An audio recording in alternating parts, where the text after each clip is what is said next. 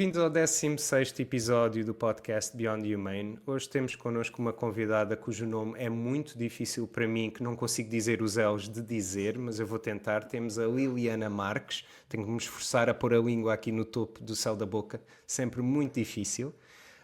Liliana, eu queria te perguntar uma pergunta que é já aqui corrente, que é o que é que significa para ti a felicidade? Olha, eu acho que a felicidade para mim significa uma coisa muito parecida com liberdade, porque pode ser aqui uma mistura de conceitos que eu tenho e que não é justa para muitas pessoas, mas eu acho que felicidade tem muito a ver com isso, com ser livre, com poder fazer as minhas escolhas, com poder estar onde eu quero, fazer o que eu quero, ser quem eu quero. Acho que isso é aquilo que me mantém feliz. Mas eu costumo dizer que nunca não fui feliz. Portanto, fui sempre feliz, menos, nos dias em que estava mais triste. Mas acho que nunca perdi a felicidade.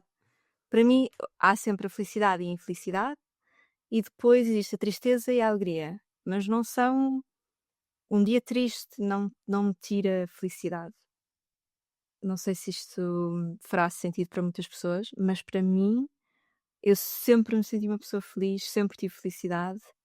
E se calhar porque sempre achei que tinha alguma liberdade na minha vida e que havia sempre alguma coisa que valia a pena, que fazia com que a minha vida, o meu dia a dia valesse a pena. Há sempre alguma coisa de bom para onde olhar. Acho que foi sempre esse o meu mindset. E depois, quando descobri Harry Potter, para aí nos meus 11, 12 anos, mais ou menos, e descobri a história da Pedra Filosofal, fez sentido. Pensei: "Ah, ok, se calhar é isto". Eu nunca abri mão da nunca deixei cair a pedra. Acho que foi a metáfora que eu depois encontrei, ainda era muito miúda e pensei: "Ah, sim, se calhar é isto, se eu tiver sempre a pedra comigo na mão, tudo está bem". E um bocado a ideia de felicidade para mim é um bocado parecida com a ideia de Pedra Filosofal e de Harry Potter também. Confesso que a geração Harry Potter tem esta vantagem de acreditar em magia e cenas. Exato, entendo perfeitamente. Sim, eu também li os livros na altura que saíram e também me identifico com isso. E curiosamente, tu referiste a Pedra Filosofal e eu revi o filme há dias. Portanto, eu acho que só tinha visto o filme uma vez. Estamos a falar de 2001, foi há uns anos atrás. Pronto, não há muitos, mas foi há alguns anos. E tive exatamente o mesmo feeling que tive na altura que vi o filme.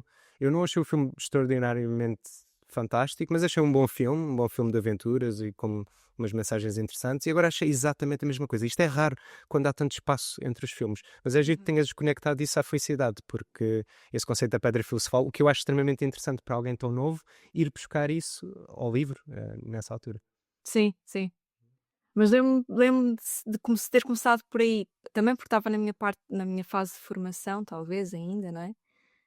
E daquilo me ter inspirado de alguma forma. Até mesmo toda a questão de que o mundo pode ser um pouco mais mágico, podes dominar um pouco isso, podes decidir um pouco hum, para onde é que vais olhar, como é que vais reagir, qual é a tua perspectiva sobre os assuntos, e isso acrescenta ou retira magia à tua vida. Eu acho que não querendo tornar o Harry Potter algo mais especial do que é ou não é, e, hum, não vou entrar por aí, mas foi de facto uma história que me inspirou, a ver mais magia no mundo ou também a compreender a parte da pedra filosofal e do que é que isso pode significar para nós, que é uma quase é uma metáfora, mas para mim tornou-se na altura, era uma coisa quase que muito gráfica, muito de não abras mão, não abras mão. Era muito um mantra. Percebo. E desse ponto de vista gráfico, e uma coisa que dá também felicidade, segundo o que eu ouvi dizer, são madalenas. E eu achei piada essa referência às madalenas, e achei ainda mais piada ao facto de tu dizeres que consegues fazer madalenas sem a ajuda da Bimbi.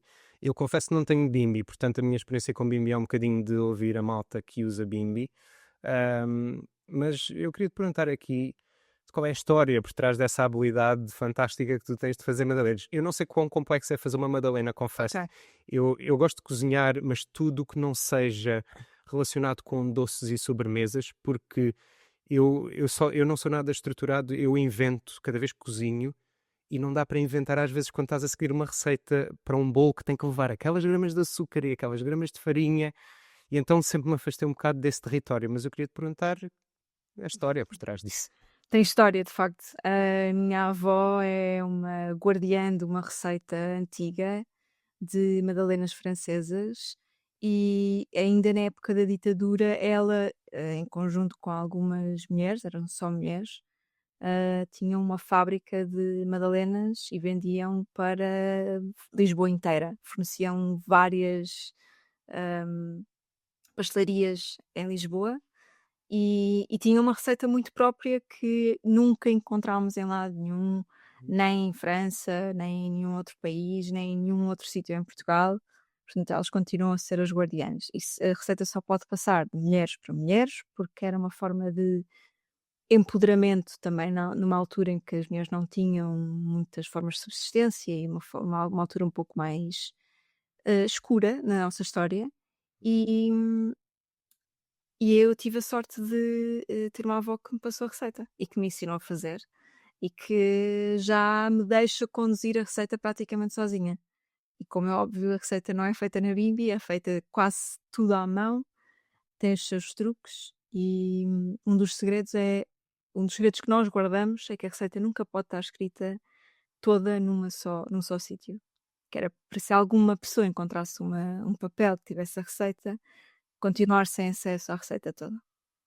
Uau! Essa história que me acabaste de contar, isso parece, honestamente, vindo do mundo do Harry Potter, parece-me do mundo da magia, que é uma receita secreta que faz parte Yeah. de, São mágica. exato, um grupo de mulheres e não pode estar escrito no mesmo sítio. Pá, não sei, senti não sei, uma energia muito magia e muito mística. Portanto, extremamente interessante com o que tu acabaste de falar Pois foi. anteriormente. Não foi de propósito, não foi ensaiado. Não, mas foi fantástico. Acho que a narrativa está lá toda. E continuando aqui nesta narrativa, tu disseste, algures em 2015 no Instagram, que pijama era uma palavra muito engraçada. E eu também tenho esta cena com palavras às vezes, que há palavras particulares que eu não sei bem porquê, que acho extremamente engraçadas. Eu queria te perguntar porquê que pijama para ti é tão engraçado, se é só o som da palavra ou se há algo mais. Eu acho que o som da palavra é muito engraçado. Pijama, pudim, Ah, ok. algumas palavras que eu pudim, pronto, é um dos meus top of mind de palavras engraçadas. E pijama, porque eu acho que não tem nada a ver com pijama. Ou seja, pudim é uma palavra que me remete para um pudim. A palavra pudim, a sonoridade da palavra pudim faz lembrar um pudim, Certo. mas pijama não me faz lembrar pijama. Não, certo. Acho que Concordo. devíamos tentar encontrar uma palavra melhor para pijama. Exato, não concordo. Por acaso essa explicação acho que foi boa. Eu também vou muito por isso dos sons. Eu acho que a palavra que eu penso sempre muitas vezes é canalha. Eu adoro a palavra canalha. Canalha Não é sei bom, porquê. canalha é Adoro. muito bom. E acho que, não sei se usas nestas 2 formas, canalha de uma pessoa, tipo, com uma personalidade, assim, meio duvidosa, né, tipo um canalha, ou canalha, tipo um grupo de malta jovem, tipo a canalha. Não, Nunca usaste como a canalha, tipo um grupo de miúdos ou miúdas? não, nunca Ok. usei. Se calhar é uma coisa mais regional ou que a minha família usa, mas ainda ontem estava no café com os meus avós e estava um grupo de miúdos da escola a almoçar e eles disseram: "É, canalha não se cala". E era é o grupo de miúdos, tipo, pronto, em idade escolar é canalha. E canalha é uma ótima palavra, tens razão. Mas pronto, olha, mas já aprendi alguma coisa relacionada com uma palavra que eu adoro, já viste? Yeah, verdade. Portanto, já foi útil. E pegando aí nesse, tu falaste na questão das cenas regionais, que pode ser da tua zona. Uhum. Eu vi também uma observação que tu tiveste, eu tenho que olhar aqui para os meus apontamentos. Isto também foi no Instagram, alguns em 2020, Ok. em que tu dizes, miga, ele disse o quê? E eu, na minha ideologia, eu sou de Setúbal, e sendo de Setúbal, é muito comum tu ouvires a malta mais velha dizer miga, sauce, apá sauce, são expressões muito, pronto, naturais de Setúbal. E quando eu ouvi isto, eu pensei, será que eu sabia que miga é usado fora de Setúbal? E fiquei ali na dúvida. Mas tu és de Lisboa, certo? Sou de Lisboa, sim. Tenho muita conexão a Viseu e ao norte de Portugal, porque a minha família é de lá e passo lá grandes temporadas, e que sempre, todos os anos ia lá e passava lá muito tempo, mas sou de Lisboa, nascida e criada no centro de Lisboa. Sou uma alfacinha, não consigo mentir. Não, não, é justo, claro. Portanto, tu tens ouvido miga ao longo do país inteiro, de norte a sul. Sim, que se calhar usa-se menos lá em cima, eu acho que não é uma expressão muito usada lá para cima, mas em Lisboa usa-se bastante miga. Miga, então. Pronto. Se calhar. Se calhar é possível e se calhar é a minha mente que já não consegue separar as cidades e acha que, não sei, ou que acha que consegue separar. Mas Lisboa e Setúbal são muito próximos, talvez haja aqui uma São, partilha de expressões. são, mas eu aprendi que em Lisboa ninguém sabia o que é que era um parampo. Quando cheguei a Lisboa e comecei a falar em parampo, ah, toda a gente fica, parampo, o que é que tu estás a falar? E pronto, e parampo é nada mais nada menos do que erva enrolada e que depois tu fumas, Ok, basicamente. ok. Isto é um parampo em Setúbal. Parampa é uma boa palavra para isso. É, eu Ah, também acho que sim. pois conheço parpalho. Não é Hum, muito diferente. não, é idêntico, é idêntico. Mas Ok. pronto, é interessante, pronto. Olha, e relativamente àquela cassete que tu gravaste há 50 mil anos atrás, que tu, que tu disseste de forma ternurenta, eu acho, que era o teu primeiro podcast, Aham. que memórias é que te vêm à cabeça quando pensas nessa altura? Ah, memórias felizes. Acho que tive uma infância muito feliz. Embora tivesse uma infância com circunstâncias más, ahm, não, não foi, não foi uma infância de conto de fadas, mas fui muito feliz. Mas acho que isso poderá ter muito a ver com aquilo que nós falámos logo no início do episódio, há uns minutos atrás, quando ahm, eu expliquei a minha noção de felicidade, ou aquilo que para mim significa, e toda a história da pedra filosofal e isso tudo. Eu sempre achei que, de uma forma ou de outra, a minha perspectiva de felicidade foi o meu maior tesouro. Portanto, a forma como eu te expliquei que via a felicidade, essa forma, essa mentalidade ou mindset, como as pessoas hoje dizem muito, acho que foi aquilo que fez com que eu tivesse uma infância muito feliz, apesar de circunstâncias menos felizes nesse período.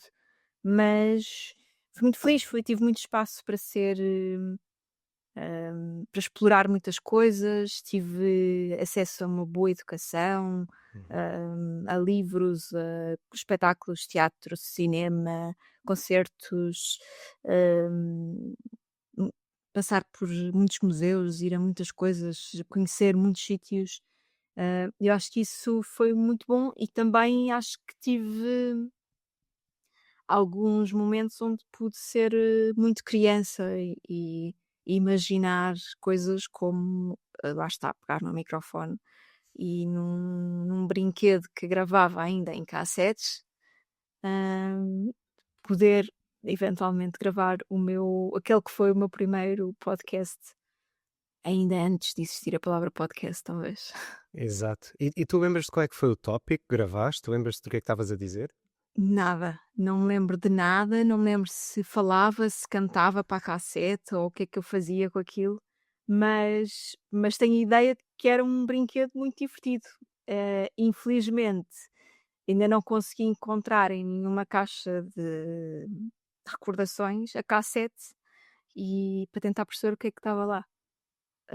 Até porque tinha muita curiosidade de voltar a ouvir a minha voz com 4 ou 5 anos. Tentar tipo, perceber se isso como é que isso ressoa em ti passado tantos anos. E claro, perceber o que é que eu ia dizer, não é? O que é que eu estava ali a dizer com 4 ou 5 anos, quando estava a tentar gravar coisas no meu gravador colorido. Isso é interessante o que tu disseste, porque sendo, eu não sei exatamente em que ano tu nasceste, mas pronto, cresceste nos anos 90. Uhum. Portanto, para as crianças que cresceram nos anos 90 e para as crianças que estão a crescer agora ou que cresceram nos últimos 10 anos, há uma diferença gigantesca no sentido de recordações em vídeo, porque eu tenho a mesma experiência do que tu, eu tenho partes da minha infância em cassetes cassetes essas que algumas eu já não sei onde estão, outras já não funcionam sequer e eu não as passei para DVD a tempo útil e aquilo perdeu-se e eu não consigo ouvir a minha voz, não consigo ver certas pessoas agora porque está perdido no tempo. Enquanto uma criança, pronto, de um tempo recente, possivelmente até tem gravações a mais do que aquelas que gostaria de ter. Ah, Sim. e acho isso interessante. Sim, pronto, tenho pena desta cassete eu não a ter, por exemplo, mas eu também acho que hoje em dia existe muita e nós adaptámos-nos a isso, existe muita captação de momentos, porque acho que vivemos com um medo muito grande de, perder aquelas memórias, como se a memória do telemóvel fosse mais significativa do que a tua. Exato. Hum, e não é, acho que eu tenho ótimas memórias da minha infância, ou tenho ótimas memórias de há 10 anos, ou tenho ótimas memórias de há 15, e não quer dizer que elas sejam necessariamente, imaculadas ou cristalizadas numa fotografia ou num vídeo, numa cassete. Hum, eu acho que isso retira-nos também um pouco a capacidade de imaginarmos e de olharmos só para a nossa memória para entendermos aquilo que fomos. Hum, parece que a nossa experiência conta menos, a forma como a nossa memória guarda as coisas ou nos vai contar essa história mais tarde, conta menos do que as fotografias que tu tiras hoje às crianças ou à malta que está a crescer agora eu tenho um irmão mais novo que já veio, numa fase onde havia já máquinas digitais, e então, claro que ele tem menos álbuns de fotografias, porque na minha para além de ser a primeira filha, não é, onde tipo tem que se tirar uma foto a tudo, Claro. ao primeiro xixi, ao primeiro cocó, a tudo tem uma foto. Hã, e separaram um álbum, porque, revelavam-se as fotografias e guardavam-se as fotografias num álbum, e havia muito essa vontade quase de: "Ok, quando fores mais velha vais olhar para aqui, aqui está o teu começo, a tua história". O meu irmão não tem esse álbum tão organizado, mas tem muito mais fotografias e terá sempre muito mais, memórias em vídeo e tudo do que eu. Mas eu acho que é interessante eu poder confiar um pouco na minha memória só para recordar certos momentos, recordar-se quase que aquilo que era a vibe dos anos 90, como é que eu vivi, como é que eu cresci, quem é que eu era, como é que eu falava.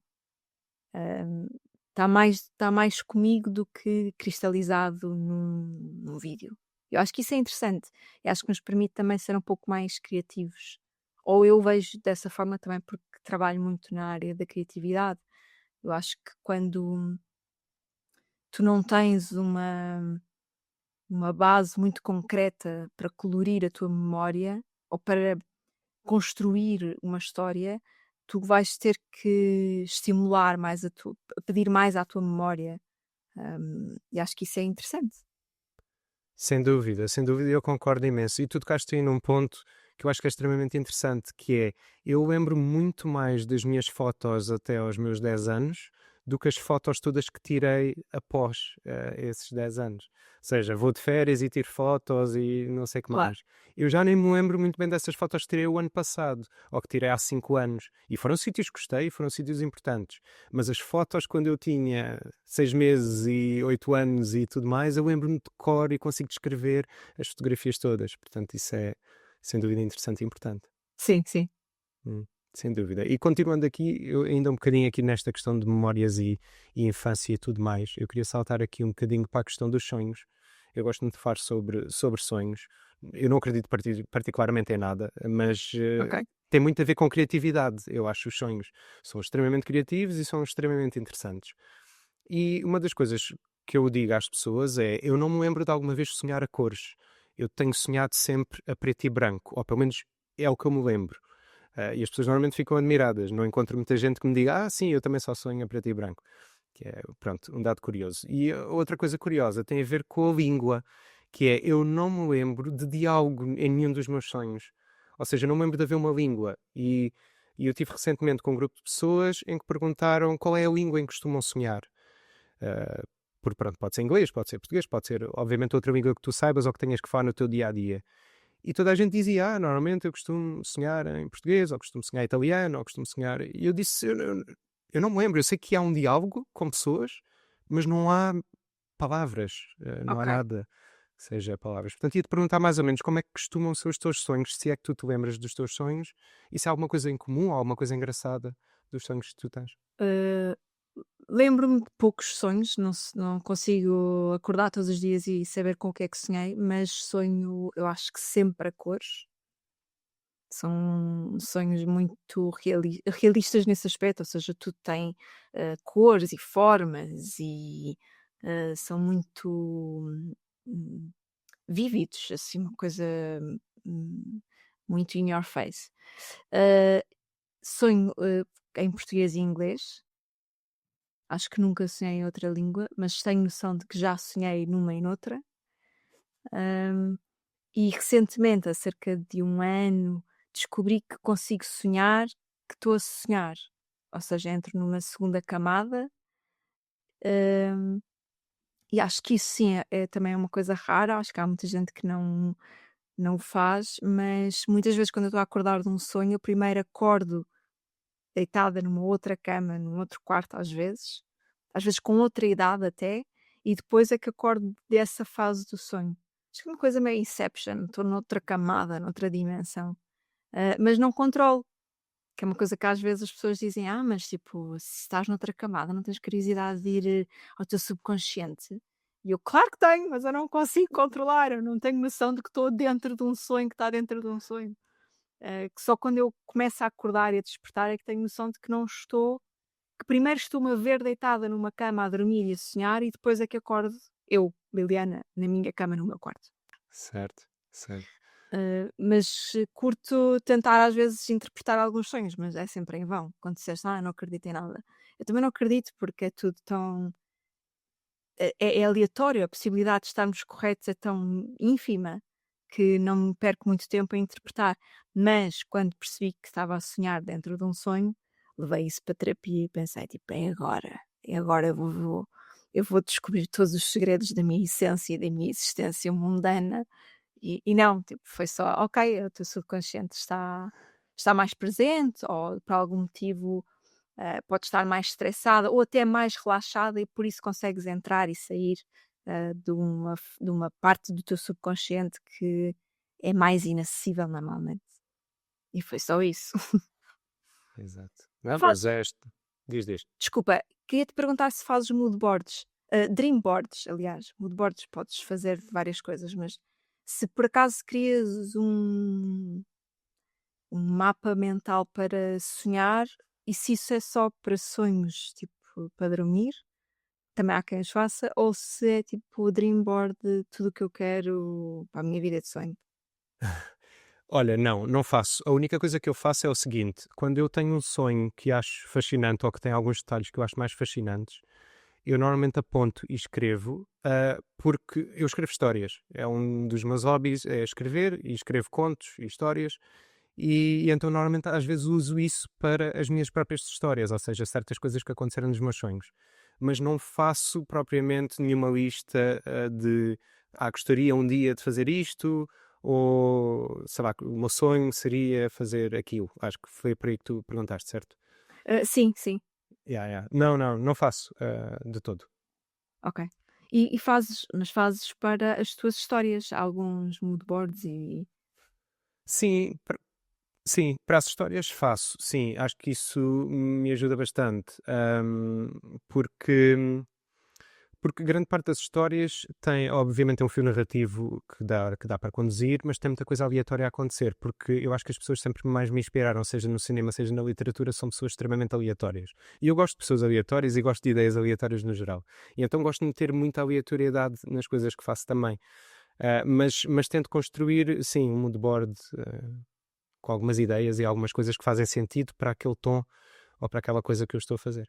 ok, e nunca tiveste, agora se eu estou a fazer-te imensas perguntas, desculpa. Força, Nunca força. tiveste curiosidade ou vontade de fazer, para ti, tipo, perceber o que é que, eh, se tivesses que juntar uma série de imagens ou frases que te ajudassem a conduzir ou inspirar a tua vida, não, para que tu vivas mais perto da tua história, da tua narrativa. Olha, eu faço muita reflexão pessoal, sobre os meus sentimentos e sobre as coisas que me acontecem. E eu acho que por fazê-lo quase de forma diária, vá, no diário é um bocado exagerado, mas sem dúvida semanalmente, hum, eu acho que está tudo sempre muito presente e eu estou sempre a fazer atualizações dessas ideias. E então, como é muito constante, eu não sinto propriamente a necessidade de colocar isto no papel e escrever aqui para planear ou para poder pensar nisto de outra forma. Não é que não tenha, se calhar, havido momentos em que, bem, lá está, ao escrever as histórias, eu estou a acabar também por escrever de coisas, sobre coisas pessoais e a fazer também uma autorreflexão em texto. Portanto, se calhar, sim, se calhar em certa medida até já fiz, mas não no sentido de uma lista, de prioridades ou coisas que gostaria de fazer. Ok, fixe. Não, eu acho que é, um pouco uma tendência de que nós achamos sempre que as pessoas fazem o mesmo que nós, não é? Tipo, se eu faço, é porque se calhar as outras pessoas também fazem. Ahm, e então eu acho sempre, até há pouco tempo achava que muita gente fazia mood boards ou dream boards para a própria vida ou para a sua para ir pintando aqui algumas coisas, de, sei lá, dar-te um pouco de inspiração para onde é que vais a seguir, o Sim, que é que gostavas de fazer, quem é que gostavas de continuar a ser. Hum, percebo. mas achei interessante a tua questão de fazeres sempre essas reflexões.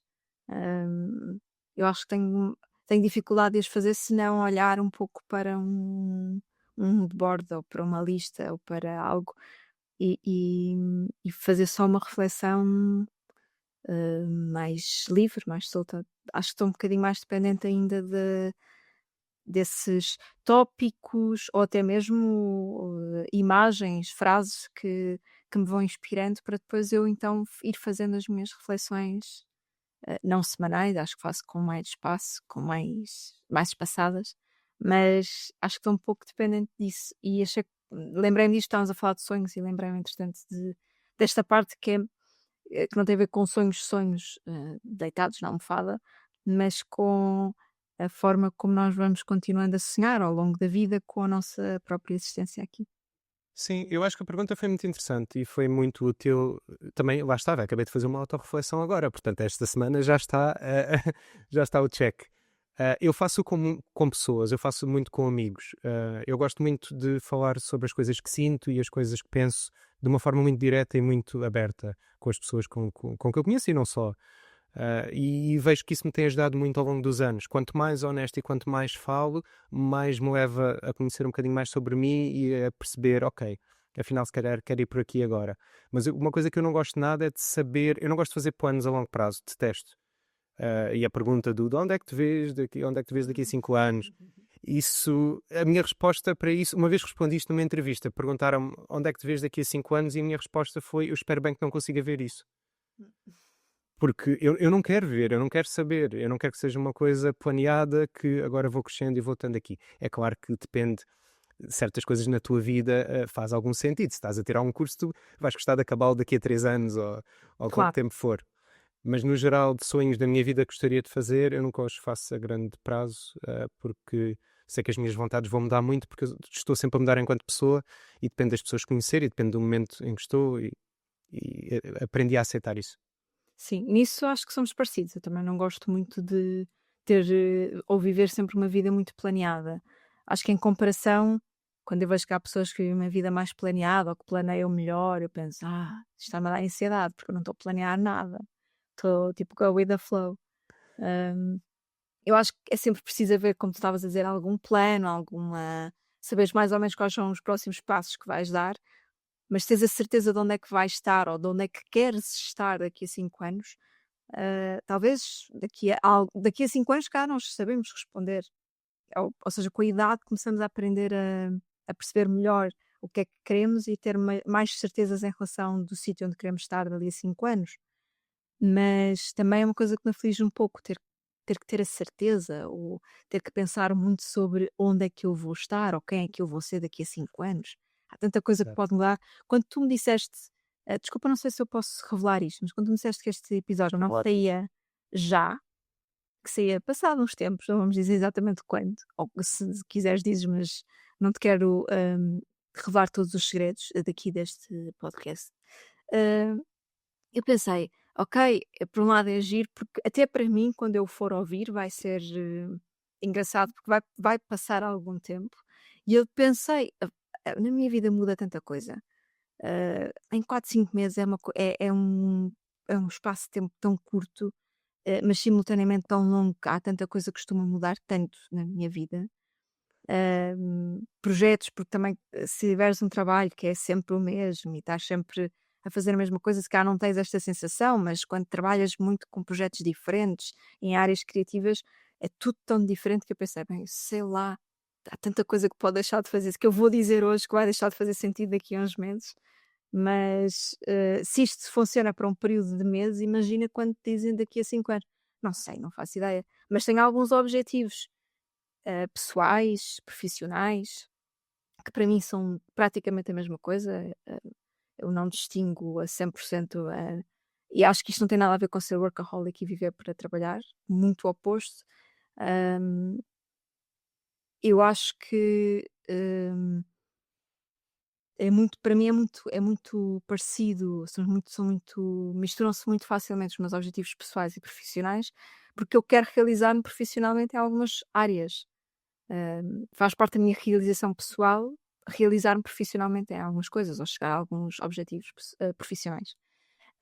Mas, claro que tenho alguns, mas não sei o que é que vai acontecer ou quando. E ainda bem, comecei a despir-me um bocadinho dessas ideias que a sociedade nos vai impondo que nós temos que saber. Lá está, vamos a uma entrevista de emprego e dizem: onde é que queres ir daqui a 5 anos? Olha, provavelmente não me quer estar a ver aqui, porque isso, Exato. vocês ainda fazem este tipo de perguntas. Exatamente. Ah, mas, identifico muito com aquilo que tu disseste, sem dúvida, porque o excesso de planeamento, muito provavelmente vai resultar em mais frustração do que aquela que nós sentimos. Eu pelo menos sinto, ou às vezes olhar para a vida de alguém que está a planear melhor, eu penso: "Ai, será que eu devia estar?" Dá-me assim um bocado daquela ansiedade. Será? Eu se calhar devia planear qualquer coisa melhor, tenho que organizar, pego já, eu vou pegar já na minha agenda e marcar tudo. Minha vida tem que estar mais organizada. Mas eu acho que quem planeia em excesso corre um risco muito maior de repente ter uma vida mais frustrada e eu não quero isso.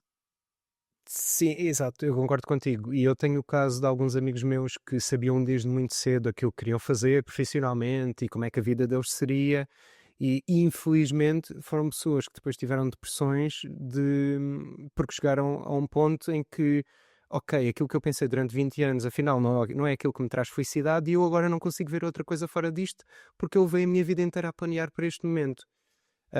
Não estou a dizer, pronto, isto é um caso a caso, como é óbvio, e cada pessoa é diferente, mas isso também, lá está, faz-me aprender um bocadinho que, ok, se calhar não tenho que planear assim tanto, nem tenho que planear tudo, e se calhar isso é bom, até porque, não sei, eu acho que a vida é tão curta e há tanta coisa para fazer e tantas coisas que eu quero fazer, que estar a fazer grandes planeamentos para ir em determinados caminhos não me vai fazer muito sentido, porque as coisas vão mudar, eu vou querer fazer coisas diferentes e o que eu quero fazer hoje não quero fazer amanhã. E eu já estive envolvido em inúmeros projetos e se eu olhar para trás, às vezes penso, porque é que este projeto morreu ou desapareceu? Sei lá, porque sim, porque na altura apetecia-me fazer e depois não me apeteceu fazer. Acho que é um bocado por aqui. E muita gente não consegue funcionar com isto e é, não, mas eu planeei e a coisa tem que funcionar e tem que ser. Portanto, para cada pessoa é diferente, como é óbvio. Sim, sim, identifico muito com isso que disseste. É mesmo isso, eu acho. Há muita gente que não se consegue identificar com esta ausência de estrutura.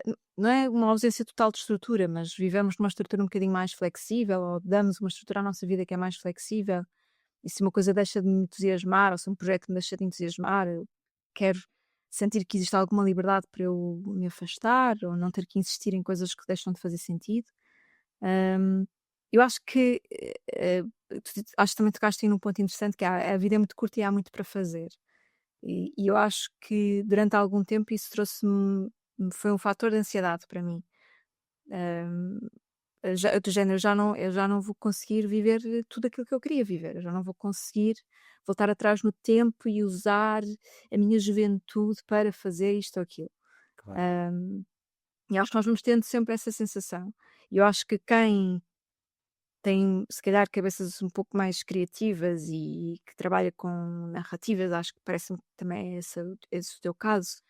hum, Acho que é muito fácil nós imaginarmos um número quase infinito de histórias e narrativas para nós próprios, como se fôssemos uma personagem de uma história que está por contar, e decidimos, ok, então se eu ainda pudesse, ou se eu hoje fizesse a mala e se metesse no avião, e se fosse viver para, sei lá, para o Brasil, a minha vida era outra. Será que eu quero essa ou não quero? E isso para mim, quando se já não é tanto um gatilho de ansiedade, porque já estou mais conectada comigo, com aquilo que eu quero e mais apaziguada no: "Ok, segue o caminho que estás a seguir agora, não queiras viver tipo os 30 caminhos possíveis todos ao mesmo tempo", mas, eu acho que se não fosse a nossa capacidade de dar flexibilidade à estrutura da nossa vida, seríamos muito mais frustrados, como estava a dizer há pouco, porque estaríamos sempre a sentir que estamos a perder algo muito importante. Estamos a abrir mão de uma coisa, é um FMO levado ao extremo mais Exato. terrível, sim. Sem dúvida, isso é a minha experiência e eu posso dizer que a única forma como eu ultrapassei verdadeiramente isso foi fazendo terapia e arranjando mecanismos que funcionassem com a minha cabeça, porque eu sentia realmente vontade, oh meu Deus, há 30 caminhos e eu quero segui-los a todos. Mas como é que eu faço isso? E foi um processo que demorou um bocadinho até eu começar a perceber que tenho que aceitar que eu não vou fazer esses 300 mil caminhos que existem e vou fazer se calhar dois ou três e está tudo ok em fazê-los.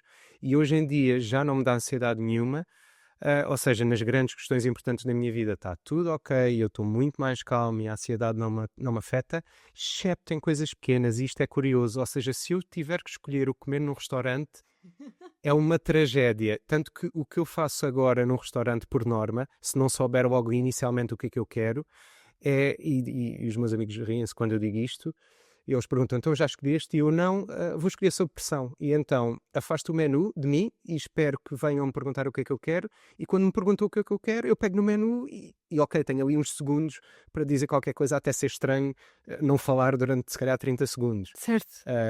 E pronto, e tenho usado essa ferramenta, mas é para coisas pequenas, ir ao supermercado e agora comprei este pacote de arroz ou outro pacote. Tipo, nem é uma questão de preço, é uma questão de os dois parecem-me interessantes e os dois são diferentes. Uhum.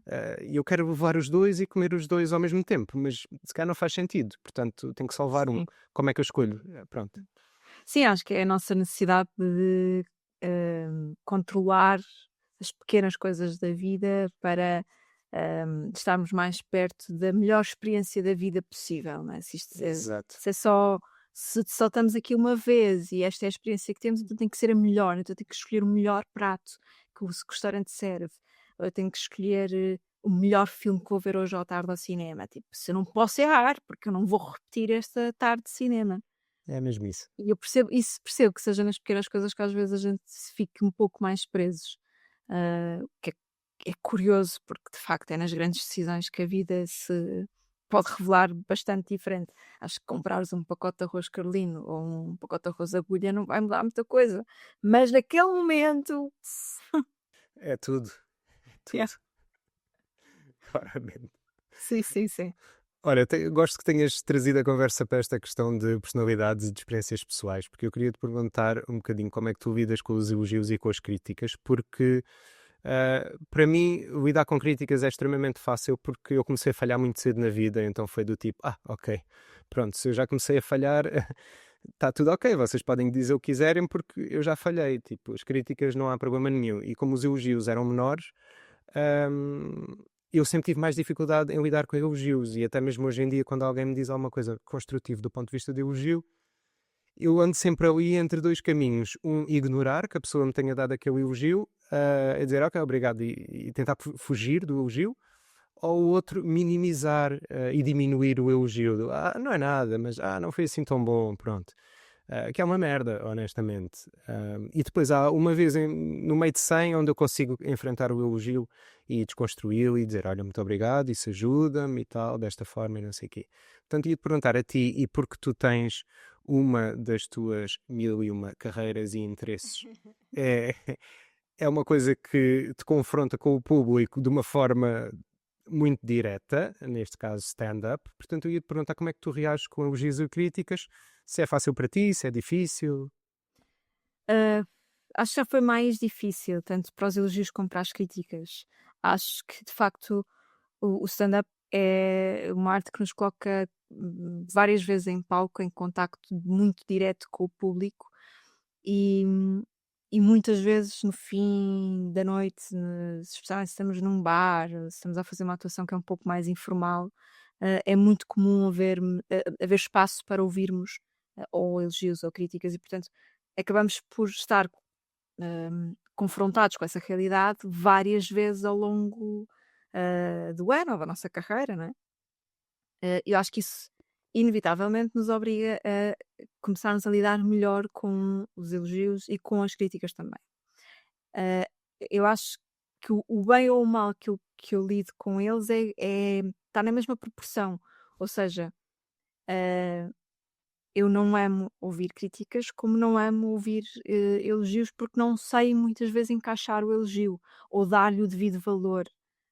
Assumir que se calhar aquela pessoa não o está se perdeu tempo para me vir dizer: "Olha, gostei mesmo daquilo que tu disseste", ou "Gostei mesmo de ouvir, tipo, os teus 5 minutos de piadas hoje", ou "Gostei do teu podcast", ou "Gostei", do que for. Uhum. Hum,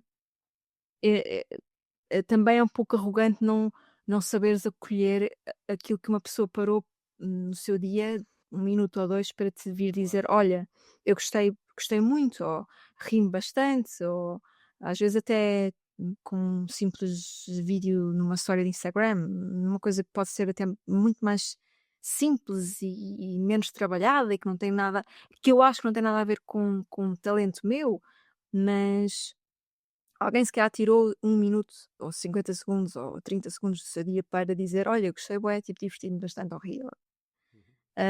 E às vezes o diminuirmos o elogio de alguém, se comecei a pensar, tipo, também não é arrogante. Ou seja, se diminuir uma crítica ou dizer tipo: "Ah pá, não quero saber da tua crítica para nada", pode ser como pode ser visto como uma arrogância, não que: "Ah, não quero saber do teu elogio para nada", também é um bocado uma forma de arrogância. E então, para mim, foi importante começar a aprender a acolher, mas eu não gosto de nenhuns. E se, me perguntasses o que é que queres ouvir para o resto, só podes escolher um, para o resto da vida só vais a pá, prefiro ouvir elogios, porque não me vou estar a destruir emocionalmente cada vez que vou a palco. Porque com a frequência com que a malta que faz stand-up vai a palco, pá, seria muito mal para a minha saúde mental, às quintas-feiras e às sextas e sábados e se calhar uma semana inteira seguida, está sempre a ouvir tipo: "És uma merda, Claro. não me rir, faz-me rir". Seria muito mau. Portanto, sim, também não vou ser hipócrita e dizer: "Ai não, não, elogios é que não sei lidar". Não, venham eles, só que acho que vão sempre para um sítio em que, não lhes sabemos dar o verdadeiro significado, quer para relevar às vezes aquilo que é muito bom e tipo, calma, se calhar perceber de onde é que vem a opinião desta pessoa, não é? As pessoas, por exemplo, a minha avó quando viu fazer pela primeira vez e gostou imenso, claro, é a minha avó, não é? Tipo, claro que vai gostar e podia não gostar, porque stand-up não é propriamente uma coisa que fique bem a neta estar a fazer. Eu comecei logo a dizer que ela me ia deserdar, e que se calhar até valia a pena eu esforçar-me para ser uma melhor neta, porque a minha avó tinha ido de motorista ver-me. Portanto, ela pagou um motorista para a levar até ao teatro. E e foi a única vez que ela fez isso, porque eu fazia 30 anos e estava a fazer um espetáculo no Sá da Bandeira, e ela fez isso de propósito e foi uma pronto, culminou com era a primeira vez que ela me estava a ver, eu fazia 30 anos, hum, e ela tinha ido de motorista, que estava lá fora à espera que o espetáculo acabasse para a levar de volta para casa. Achei isso tudo muito interessante. Mas claro que a opinião dela é a opinião de avó, não é? Vem de outro, ou da opinião da minha mãe, ou a opinião das minhas melhores amigas, são opiniões.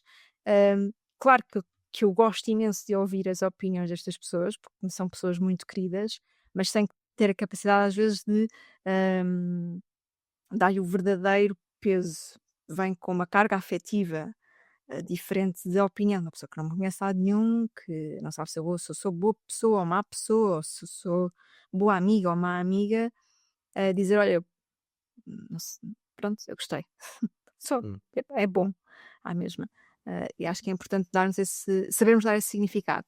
E às más também, porque também há quem dê algumas críticas por pura maldade, não querem acrescentar absolutamente exato, nada. exato. E às vezes até te dão a crítica com o maior sorriso na cara, e é sempre, pronto, não leves a mal, mas e eu tipo: "Ok, claro, claro que vou levar a mal, porque sou humana, tipo, não quero que me des essa crítica", e às vezes é só para magoar, para enfraquecer, e às vezes num universo que tem alguma competitividade, não só no stand-up, mas todo o universo de entretenimento, um meio mais artístico, há sempre, como nos outros haverá certamente, entre os, sei lá, entre os contabilistas, se calhar na ordem dos contabilistas vais encontrar pessoas que dizem: aquela há um clube das invejosas, de Exato.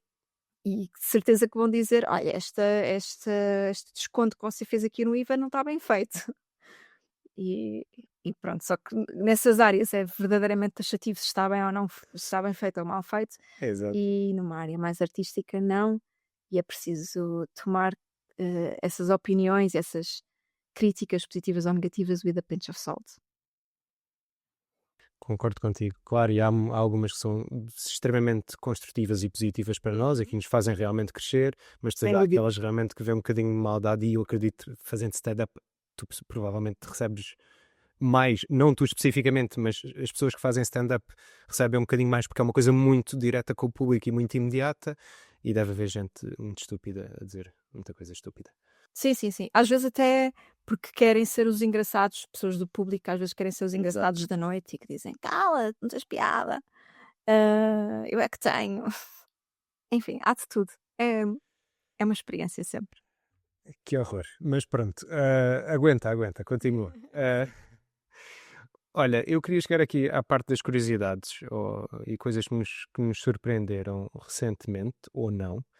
Eu vou partilhar muito rapidamente a minha curiosidade contigo.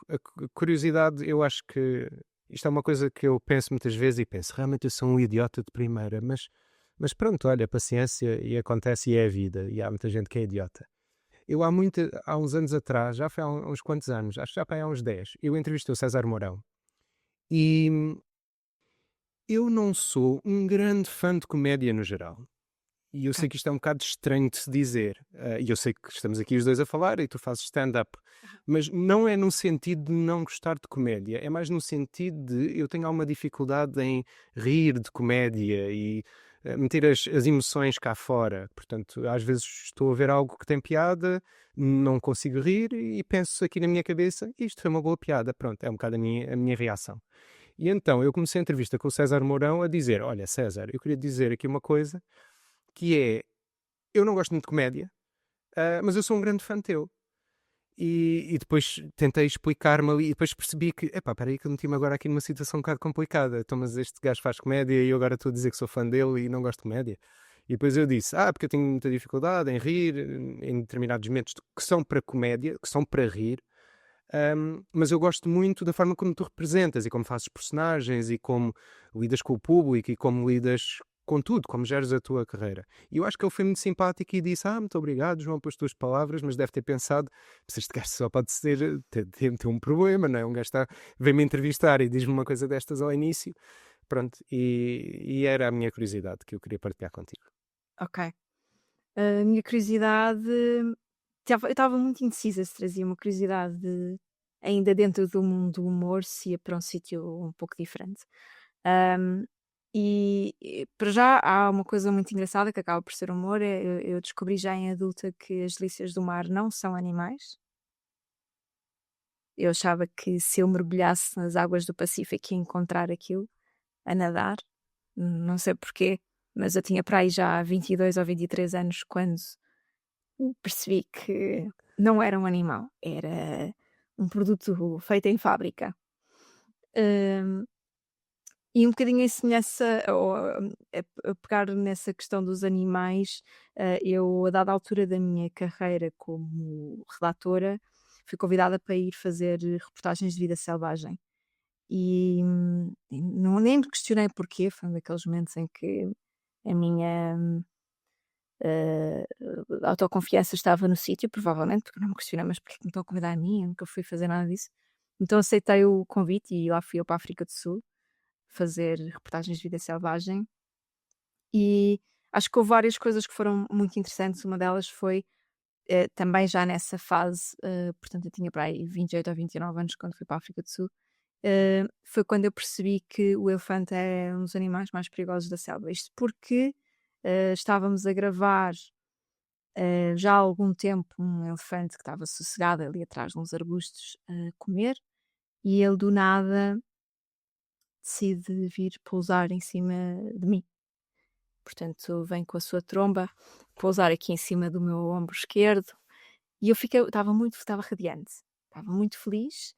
hum, e há algumas pessoas que estavam nesse jeep comigo, não é, que faziam parte dessa comitiva, estavam um bocado com um ar um pouco assustado. Acho que toda a gente gelou um bocadinho, mas eu estava a ter o melhor momento da minha vida. Eh, e aquilo passou-se, o ranger que estava connosco a conduzir o jeep acabou por conseguir, com um barulho que é típico, afastar o elefante de forma segura e nós Uhum. seguimos viagem. E normalmente jantávamos todos juntos, incluindo com os rangers todos, portanto, todas as comitivas que estavam a fazer reportagens naquela altura, naquele, naquela reserva. E ele veio ter comigo, ele era moçambicano, falava português, veio ter comigo e disse: "Olha, Diana, ah, não tiveste medo do elefante?" Eu: "Medo? Eu? O elefante é herbívoro." Tipo, essa eu sei. Exato. Eu vou ter medo de um elefante para quê? Eu não sou alguma planta, por acaso? Não, tipo, não sou um raminho de coentros, porque é que ele ia fazer o quê comigo? Nada. E ele: "Não, não tens noção, ele matava-nos a todos se quisesse." E eu: "Ele consegue virar o jipe ao contrário e matar-nos a todos, é um dos animais mais perigosos da selva." E eu: "Não." Ele disse: "Tu estavas mesmo calma, estavas mesmo, não foi tipo uma calma aparente, Exato. estavas mesmo tranquila e feliz de estar ali com ele em cima de ti." Eu: "Claro que sim, foi o momento da minha vida." Ele disse: Então é isso, porque é muito raro os elefantes cheirarem, hum, os elefantes veem os humanos como nós vemos os cachorrinhos, tipo um cão pequenino. Portanto, eles acham que nós até somos fofos. Têm assim uma percepção de que como se fôssemos umas coisas muito engraçadas, mas que têm muito medo deles. Então eles não gostam desse tipo de sensação que eles conseguem sentir, não é? E não gostam de sentir que nós temos medo deles. Mas quando existe um cachorrinho que não foge deles e que não tem medo deles, eles acham muita graça. E têm tendência às vezes a aproximar-se. E eu disse: "Olha, o mais certo é que quando tu voltares cá, hum, podes entrar na ponta da reserva, ele estar na ponta oposta, o elefante consegue sentir mais do que a gente consegue sentir." É uma coisa muito esotérica para mim de explicar, embora tenha feito reportagens de vida selvagem, eu continuo sem perceber algumas das coisas que Hum. escrevia muitas vezes. Hum, e ele disse: "Pronto, mais provável é ele voltar a querer encontrar-se contigo." E então acho que tenho um namorado elefante na África do Sul, um relacionamento platónico, à distância, mas Sim, complicado, mas sim, complicado. Ele pronto, pode ser um pouco agressivo, mas não deixou de ser fofo e nunca mais esqueci isso. E também acho que é sempre engraçado eu perceber que não percebo nada de animais, porque a minha resposta, sendo que estava lá para escrever uma reportagem de vida selvagem, viraram para ele tipo, com a maior arrogância, dizer medo de um herbívoro. Sou alguma estúpida para ter medo de um herbívoro. Tenho é medo da malária agora do elefante. exato. É a minha curiosidade. É uma excelente curiosidade. Muito obrigado por teres partilhado isso, porque eu já tinha ouvido falar que sim, que eles podem ser muito perigosos devido ao tamanho e às vezes não terem bem noção Sim, pronto, da força e do tamanho, e então, pronto, tornam-se muito perigosos desse ponto de vista. Mas, pronto, não tinha essa ideia tão marcada como o exemplo que tu acabaste de dar, e acho que foi útil para o conhecimento. foi. Mas olha, não tenho medo nenhum de animais grandes. Já Exato. se me puseres uma aranha à frente já não vai ser a mesma coisa. Agora um elefante, um Um rinoceronte, elefante, estou na boa. exato, sem problema nenhum. Pronto, ainda bem que vives em Lisboa, porque à partida está tudo ok. Diz que Yeah. não vais ao zoo, está tudo. Mas lá está, tenho medo de uma barata. Pois, e isso já há muitas em Lisboa, É portanto, muito pior.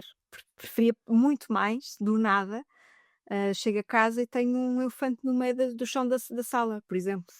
pronto, ao menos já sabias como lidar e sem medo nenhum, e claro, uma coisa simples. Sim, acho que toda a gente concordaria contigo, claro. Ou então com uma delícia do mar. Que embora não fosse um animal, era muito melhor do que encontrar uma barata no chão. Sim, e depois podias pôr assim no aquário, podia ser que. Eu não sei como é que nunca me lembrei de meter delícias do mar no aquário, tipo, resgatá-las. Coitadinhas, estão ultra congeladas, mas se eu puser em água, elas se calhar nadam.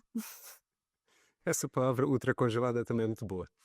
Ah, olha, mudando radicalmente de tópico, eu, em conversa com uns amigos aqui muito recentemente, eu estava-lhes a explicar o que é que sentia quando entrevistava alguém ou quando gravava um podcast ou assim, e depois vim com esta analogia também completamente idiota de que era um bocadinho como um concerto, ou seja, sentia-me um bocadinho como se estivesse num concerto de jazz e em que tu tens que marcar o ritmo, tens que ver como é que a outra pessoa reage e dependendo se a pessoa riu, se não riu, tu podes reagir de uma forma diferente, ou seja, tens que ter a leitura corporal da outra pessoa, há mil e uma coisas que tu tens que considerar ali durante aquele percurso. Depois tens um tempo mais ou menos que aquilo tem que ser, tem que acontecer e tem que ser gravado e tu tens que mais ou menos gerir esse tempo. E eles acharam isso muito curioso, e então eu senti-me ali um bocadinho mais inteligente do que o normal, do que dos dias normais. E então por isso é que estou aqui a trazer esta ideia, para ver se toda a gente acha, sim, João, realmente foste muito inteligente. E eu ia-te perguntar como é que funciona no stand-up, porque tu tens o contacto com o público também, e no fundo tens o riso, que é muito importante, tens as pessoas que mandam uma boca ou outra de vez em quando, que pode ser útil para ti, porque eu já vi que tu pegas às vezes nisso e fazes piadas com. Ia-te perguntar como é que tu sentes isso desse lado, essa condução de ritmo, e já agora em podcast também, porque tu tens muito mais experiência em podcasts do que eu, portanto, Não, por acaso acho que és muito mais experiente a fazer podcasts do que eu. Agora que eu tenha feito mais podcasts, talvez, tenha feito melhor, duvido. Ainda assim, eh, eu gostei da tua analogia em relação ao jazz, porque o jazz tem algum improviso e eu acho que o stand-up também, eu não retiro muito prazer de ver. Aliás, embora eu goste imenso de comédia, gosto muito de stand-up, e vejo comédia e consumo há muitos anos, ainda antes de fazer, hum, eu não retiro particular prazer de ver, um comediante em palco sem capacidade nenhuma de improviso, sem capacidade nenhuma de sentir o público e de, hum, improvisar com isso, adaptar-se ao público, adaptar-se ao riso, ouvir o riso. Há comediantes, que fazem alguma confusão de parece que nem esperam que o público reaja, não esperam que o riso venha, não chegam a usufruir de um milésimo de segundo da plateia a rir e estão a disparar outra piada ou estão a conduzir a história para outro sítio. E eu acho que, e acho que é uma coisa que até, às vezes nós falamos, a comédia também, tal como a música, depende do silêncio. Só que a maior parte dos comediantes, hum, e eu também, tenho algum medo do silêncio, porque o silêncio em palco, normalmente não quer dizer uma coisa boa. Quer dizer que eu dei uma punchline e que ela, a reação não existiu e foi substituída por um silêncio na plateia.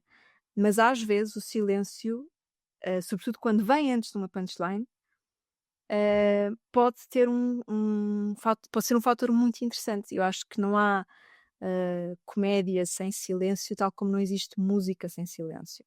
Acho que estão sempre, é muito importante ter muito ritmo, é muito importante conduzir um concerto como conduzir um espetáculo de comédia com bastante ritmo, mas se não há um momento de silêncio, acho que a coisa se perde um bocadinho. E eu acho das coisas mais incríveis que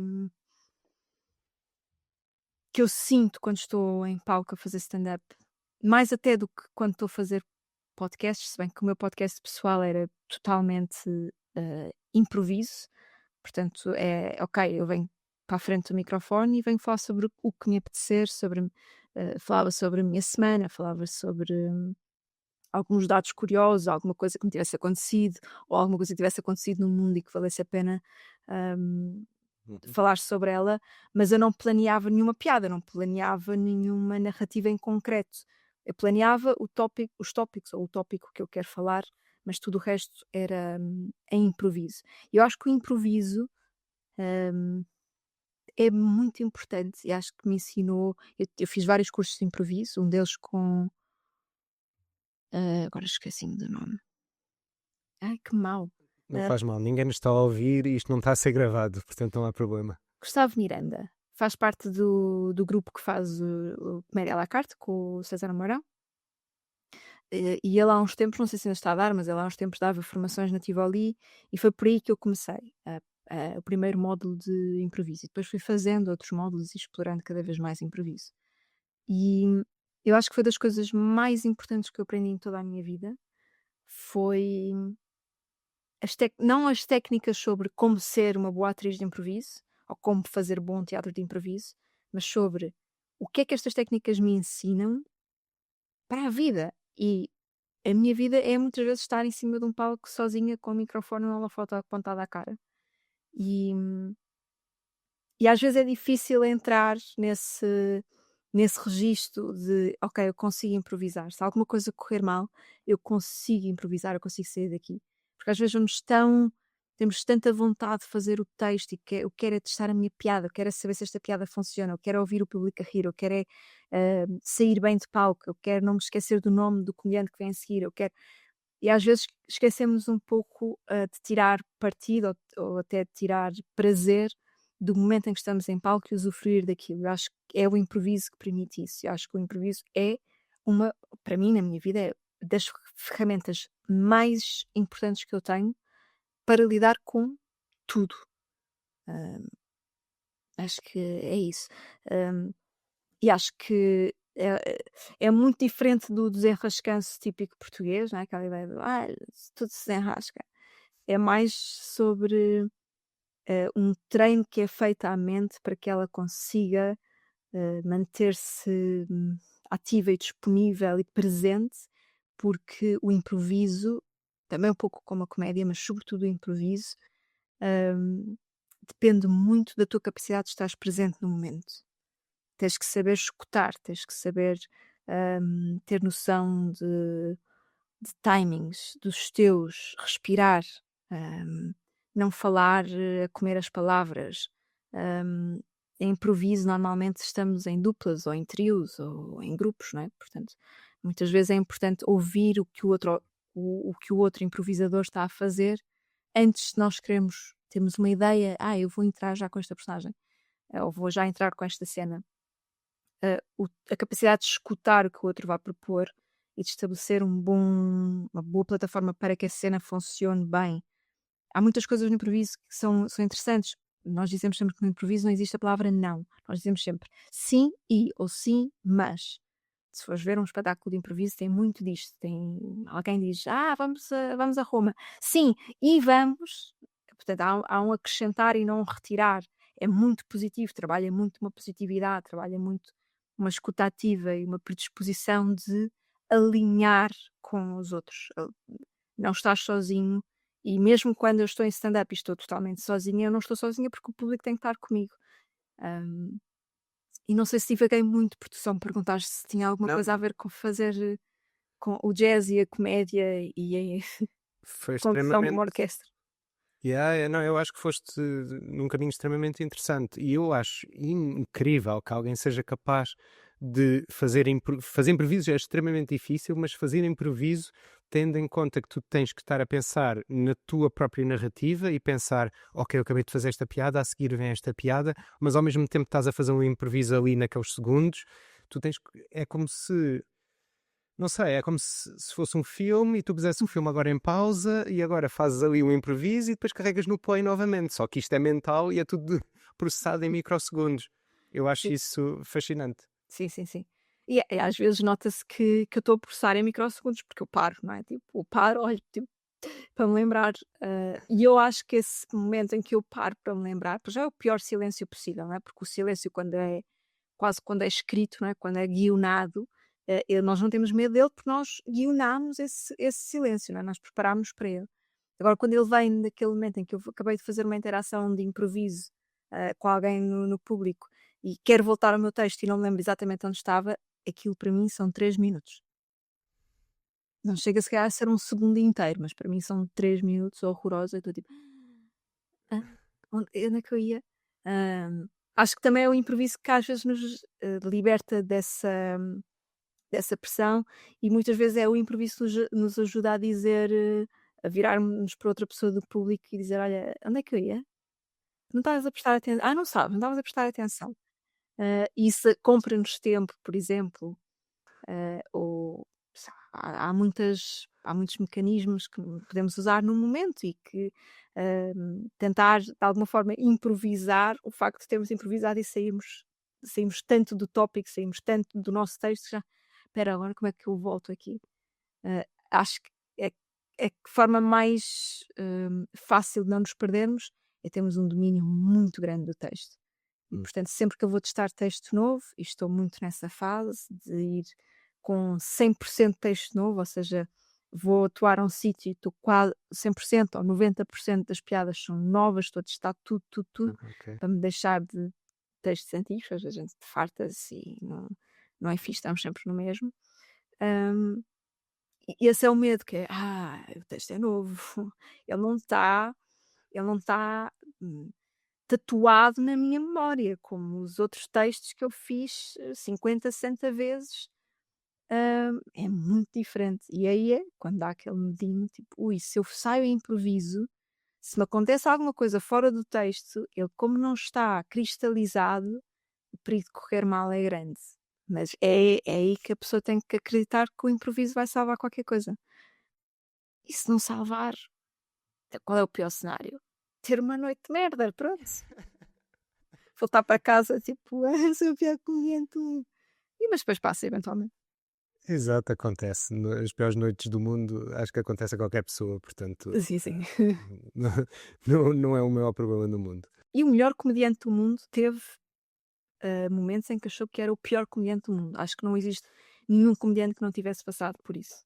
Portanto, Sim, eu acho que praticamente qualquer pessoa, a não ser que sejam narcisistas, eu acho que passaram por aquele momento de dúvida de eu afinal não sou assim tão bom. E aliás, isso é um assunto que eu falo bastante nos episódios de vários podcasts em relação ao síndrome de impostor e dou vários exemplos de pessoas e figuras extremamente famosas ou premiadas ou tudo mais, que constantemente em entrevistas dizem que estão à espera que alguém lhes diga que afinal eles não valem nada e que aquilo é tudo uma treta e pronto. Portanto, eu acho que isso é fascinante e dá-me força a mim próprio para pensar, pô, se estas pessoas pensam assim, então, mas para mim então, pera, assim é fácil, né? yeah. Assim não tenho que ter medo de nada. Eu queria só referir aqui a minha experiência com stand-up. Eu vi stand-up 2 vezes ao vivo. Ok. Eu acho que só vi 2 vezes ao vivo.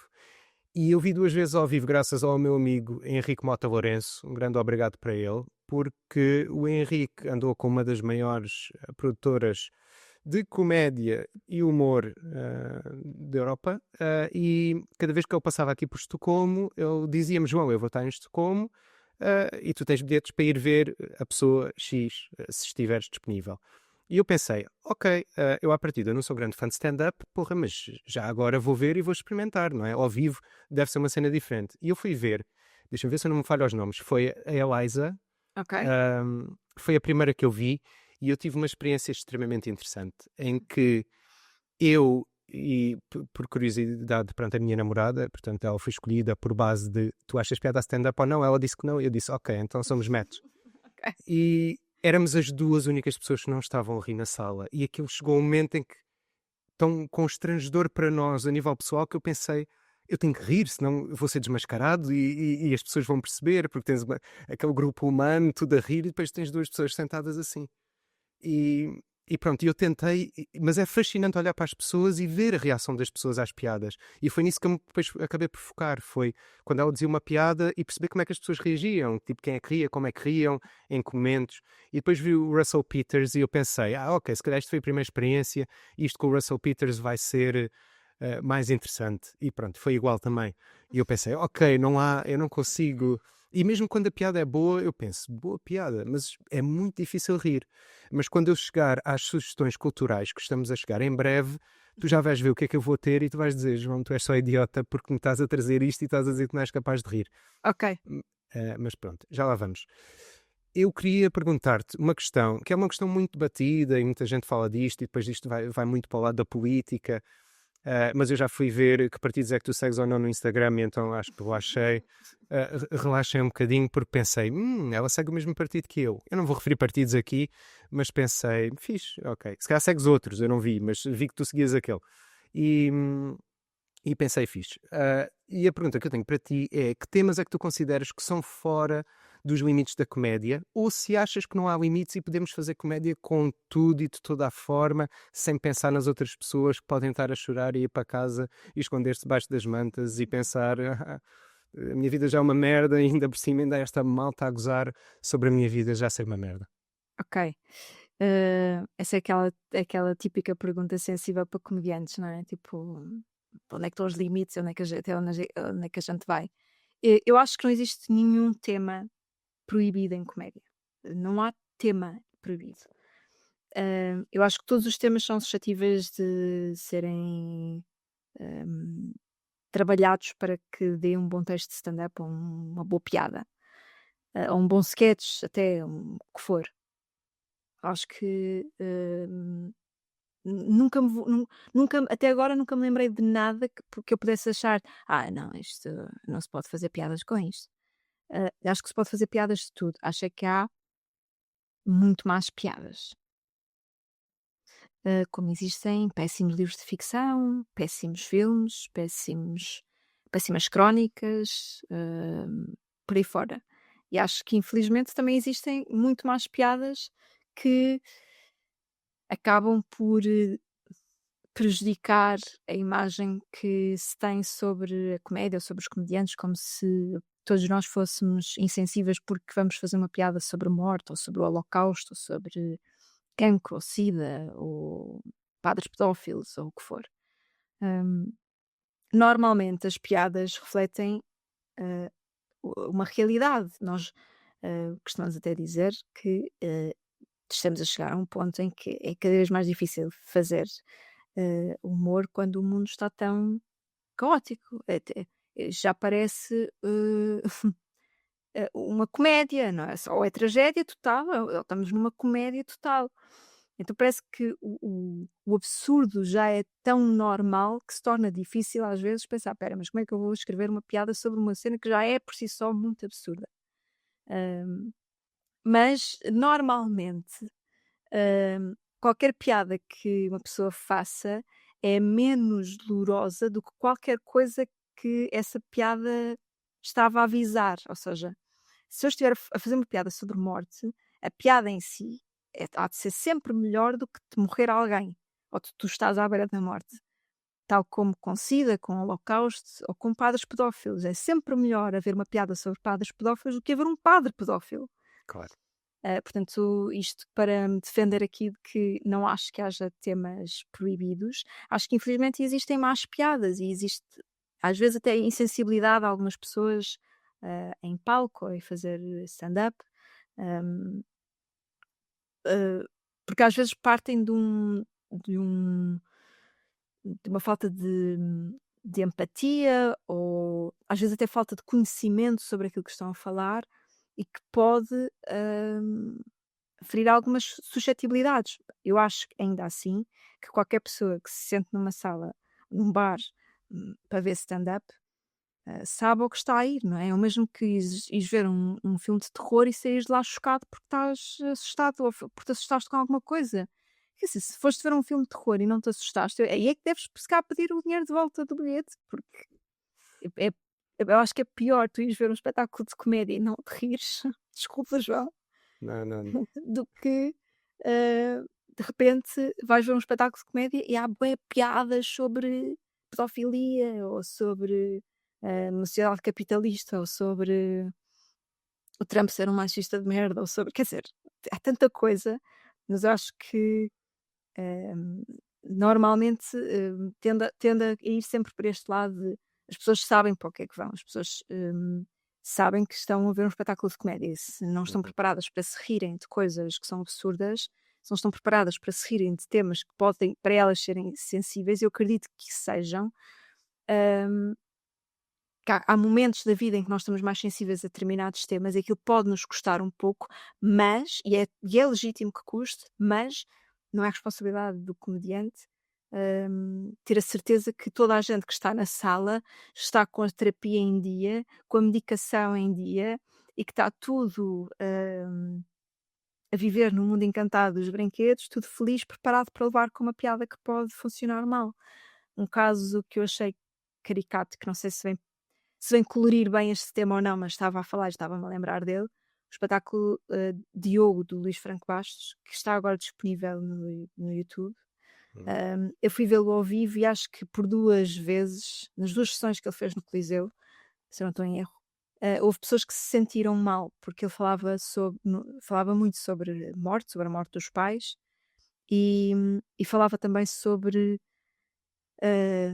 sangue, sobre uma situação complicada que surgiu no decorrer do parto, quando a mulher estava a ter a filha dele. Ok. E essas 2 situações que eram faladas em contexto de piada, e ele estava a fazer aquilo porque para ele, obviamente, é catártico poder fazer piadas com situações que lhe foram, de alguma forma, traumáticas ou Exato. dolorosas ou Próximas.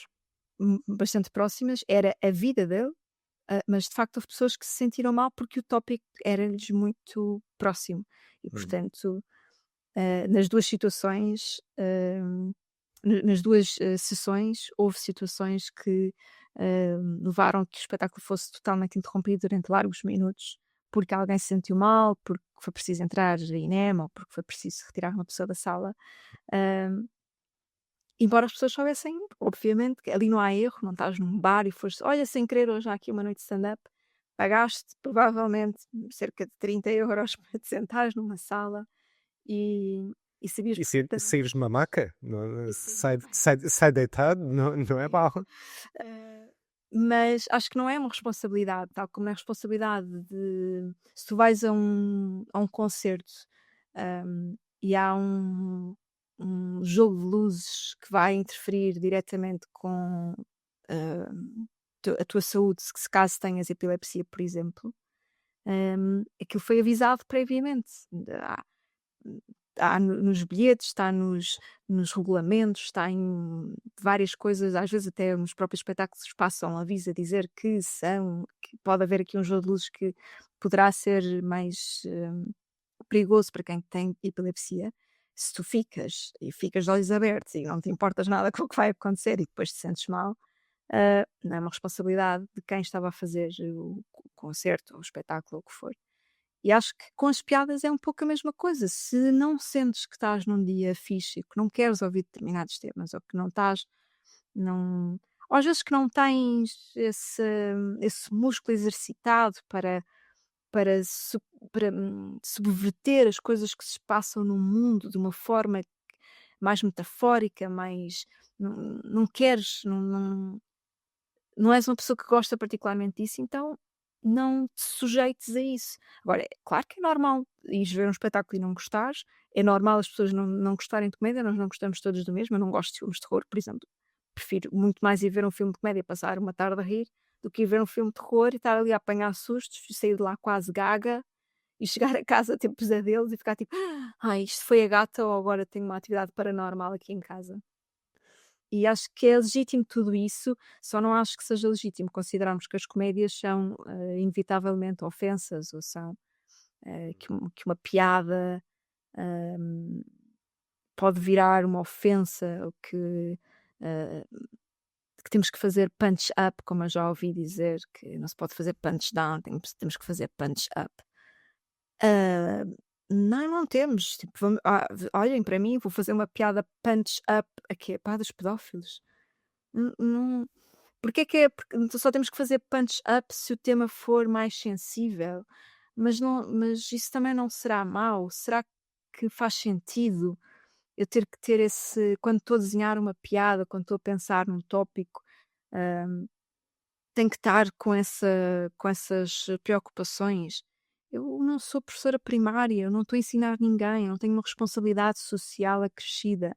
É arte por ser arte. Se vais entrar num museu também vais ver uma mama de fora, se calhar, uma estátua que tem uma pila pequena e vais pensar: "Ui, isto é demasiado pequeno", ou "Isto é demasiado grande", ou "Porque é que eles pintavam as pessoas desta cor", ou porque claro que podes questionar e é ok questionarmos, mas de repente não vais atirar sopa a todas as estátuas do Louvre porque têm mamas grandes e pilas pequenas. Acho eu, portanto também não façam isso aos comediantes. Se bem que eu, já estou por tudo, às vezes até brinco, tipo, ninguém trouxe nenhum Tupperware. Não vou levar aqui com nada, está tudo bem, estou segura ou não? Hã, acho que sim, acho que é chato hoje em dia as pessoas se ofenderem com piadas. Queres-te ofender, ofende com o problema real e Com não realidade. exato, é só isso. Termino por aqui, senão fico aqui tipo 3 horas a Não, defender que a comédia não está aqui para magoar ninguém. não, excelente explicação e eu acho que concordo contigo em tudo o que tu disseste. Se bem que isto já não interessa, mas interessa que a tua partilha foi boa. Sim. Eu queria-te só fazer uma última pergunta antes de nós irmos para as recomendações culturais. Tu disseste que és natural de Lisboa, certo? Certo. E eu queria te perguntar como é que é viver no estrangeiro. Isto é a minha tentativa de piada. Eu tive que tentar fazer aqui uma piada. Peço desculpa. Lá está silêncio, não resultou. Mas eu ia te perguntar como é que tens visto a transformação de Lisboa, mais a sério. A transformação de Lisboa ao longo dos anos, numa cidade cada vez mais internacional e cada vez menos lisboeta, e os prós e contras disso, porque eu acho que há muitos prós aqui. Eu acho que é fixe eu ir a Lisboa e poder encontrar um sítio onde posso beber um matcha latte. Honestamente, eu acho que é fixe. Sim. Agora, o que não é fixe, obviamente, é eu ter uma loja que se calhar tem muitos anos em Lisboa, um espaço cultural que é muito importante, e agora ter uma Zara lá. Pronto, se calhar aí já é menos importante. Pronto. Sim, sim, sim. Acho que acabaste por resumir muito bem aquilo que acaba por ser a minha opinião. Eu não sou nada contra, a evolução normal das cidades e da sua arquitetura, da sua geografia interior, não é? Como é que nós organizamos estes espaços e quem é que ocupa e que tipo de comércio é que ocupa.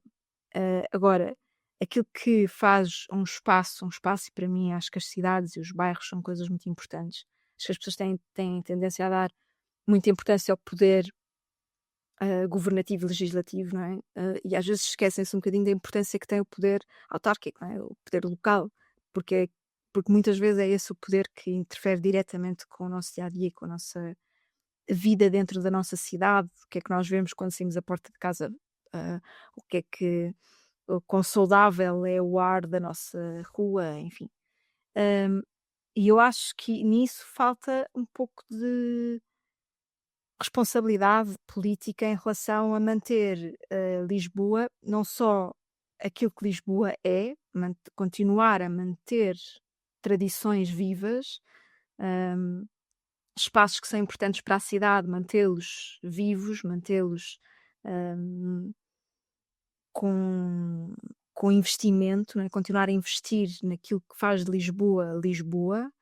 E agora não sou nada contra, como tu estavas a dizer, não sou nada contra, de repente posso ver um chai latte, ou posso, ir comer sushi, ou posso ir comer a uma taqueria, hum, ou até ir ver, um filme em espanhol ou outra coisa do género, não é, porque não tem só a ver com gastronomia, mas também com acesso à cultura. Eu acho isso tudo ótimo e também não sou contra que haja outras pessoas que vivem em Lisboa.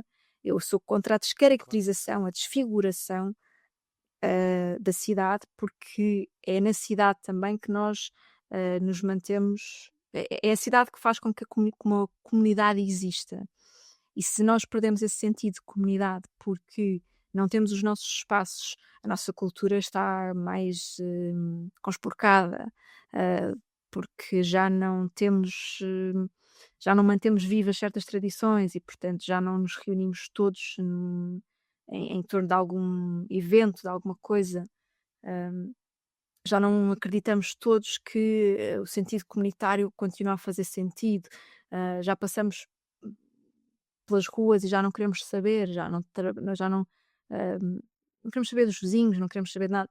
Isso é um caminhar da desfiguração e da desconfiguração daquilo que faz Lisboa, Lisboa, e que faz com que qualquer cidade seja importante para quem lá vive, para quem lá cresceu e viveu e quer continuar a viver. E eu acho que isso é o mais importante. E acho que é possível ainda reverter e fazer com que Lisboa não se desfigure completamente e não perca a sua essência, que acho que é uma essência muito peculiar de capital europeia. hum, e acho que é muito interessante.